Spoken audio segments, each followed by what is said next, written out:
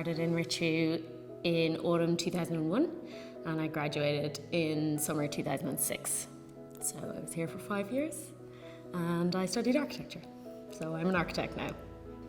So Belfield, my really early experience of Belfield was always from outside because you could always see the water tower from everywhere because I grew up in Dundrum, as you know, and it was always on the way to wherever you were going. It was always this shape on the horizon or out the car mirror or, you know, wherever you were looking. So that was always that's what I thought the landmark in UCD was. I thought it was the centre of the campus because it was the tallest thing you could see, and it features quite prominent in some of my travelling memories of childhood, I suppose. And then when I came to Richview, I always came from that side of town. So I always approach Belfield from that direction. So you go through that gate off the Clonskeagh Road. So I would have visited here because of siblings and because of other family members when I was a child, but those memories are kind of vague, I suppose. I think it was the materiality that I remember the most. Because I don't know if it's just in my personal experience or in other areas of my life, I didn't spend a lot of time in buildings with a lot of concrete. So that was, you know, I don't know, it really hits you. Like it has an impact on the senses, you know, when you have not experienced that. So the different shades of grey and brown and the textures and those kind of brick tiles and just lots of big concrete pillars. And the ground, always hard. That's what I remember. Whenever it's going from Richview to Belfield, after the green, it then just becomes really hard, if that makes sense. The approaches more just the path from Richview over, which had very bad lighting and was actually probably pretty unsafe. Actually, they were kind of raised, were they? I remember you went past all these really big buildings. I think that the scale was really different as well, because Richview always felt like a bit of a school. You know, you came from a small school, relatively small, and you just stayed in school with the same kind of class size and the same everything. And then you went over to ECD and you realised there were hundreds and hundreds of people in these huge commercial scale buildings doing exotic sounding things like ag science and, you know, botany and just things I knew nothing about. And they were on both sides of that walkway, weren't they? Yeah, they're still like that. But I did a language module in the arts building. So I remember that. That's the one I experienced. I think I might have gone into the science building very briefly, but the arts building I had Japanese classes in for a term, which was an interesting choice and didn't do very well. But just the endless corridors, just completely different to Richview and just feeling very tiny and not really a part of it.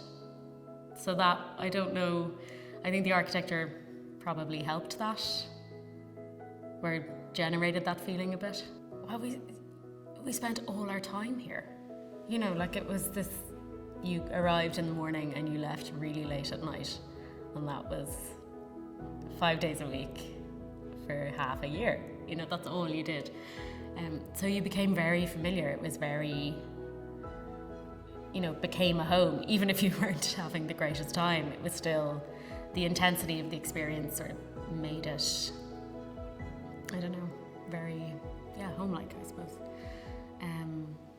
But it was very different depending what year you were in, because in first year and second year you started in the roof of the main building and the top floors, and then you moved down into the basement for third year, and then you moved across the quad for fourth year into a very different building with just very, you know, lots of windows and loads of light.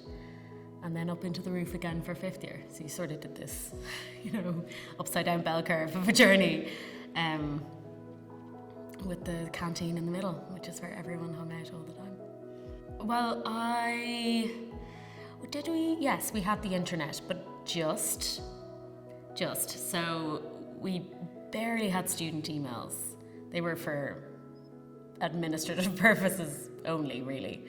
So the library was all we had. Any reference that, you know, we didn't have Pinterest, we didn't have Instagram, we didn't have any of these digital tools that people have now for finding inspiration or references for their design projects. It was just the library. So it's a huge influence, and was definitely. So by, you know, the selection of books in the library determined how you were, what kind of architect you were going to become, really. How you were going to learn, what you were going to be, you know, looking at and thinking about. And I mean, it's lovely. You know, it's a really lovely space. And it's relatively small, so it feels kind of intimate and kind of manageable in that, again, you felt like you could go and spend time there. You never felt like a stranger. Yeah, and the light box was there, so every time you had to trace something, you had to sit in the library and do it. So yeah, the James Joyce Library. Did I? Yes, I got very excited about it when I eventually discovered it, and I think it was probably in around like third year, a bit late.